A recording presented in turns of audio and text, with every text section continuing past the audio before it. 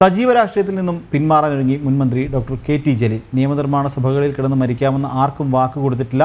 ഇനി relax മൂഡെന്നും MLA. Malappuram ജില്ലയിൽ ഇടതുപക്ഷ വളർച്ചയ്ക്ക് കരുത്തു പകർന്ന മുൻമന്ത്രി കൂടിയായ ഡോക്ടർ കെ.ടി. ജലീൽ സജീവ രാഷ്ട്രീയം വിടുന്നു. ഇടതുപക്ഷ നേതാക്കളോടുള്ള വിയോജിപ്പാണ് പുതിയ തീരുമാനത്തിന് പിന്നിലെന്നാണ് സൂചന. തനിക്ക് മുഖ്യമന്ത്രിയോടോ CPM-നോടോ യാതൊരു ബാധ്യതയും ഇനി ഉണ്ടാകേണ്ട കാര്യമില്ലെന്നും ജലീൽ പറയുന്നു. മരിക്കുന്നത് വരെ നമ്മൾ സ്ഥാനത്തിരിക്കാമെന്ന് നമ്മളാർക്കും വാക്കൊന്നും കൊടുത്തിട്ടില്ലല്ലോ. അതുപോലെ തന്നെ അസംബ്ലിയിലോ അല്ലെങ്കിൽ പാർലമെൻറ്റിലോ കിടന്ന് മരിക്കാമെന്നും നമ്മളാർക്കും വാക്ക് കൊടുത്തിട്ടില്ല. പറയുന്നത് നമ്മൾ പ്രാവർത്തികമാക്കണം. പലരും എന്താ ചെയ്യാറെന്ന് വെച്ചാൽ അവർക്ക് കിട്ടുന്നത് വരെ എല്ലാവരും പറയും.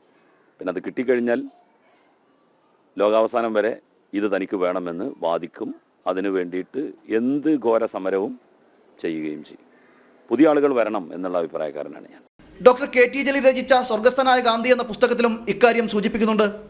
എന്തൊക്കെ പുകലുകൾ കഴിഞ്ഞു, എല്ലാം ജലരേഖയാണെന്ന് തെളിഞ്ഞുവല്ലോ എന്നും പുസ്തകത്തിൽ പറയുന്നു. അതേസമയം കെ.ടി. ജലീലിനെ അനുനയിപ്പിക്കാനുള്ള നീക്കവും നേതൃത്വത്തിന്റെ ഭാഗത്തുനിന്ന് തുടരുന്നുണ്ട്. ജനം, മലപ്പുറം.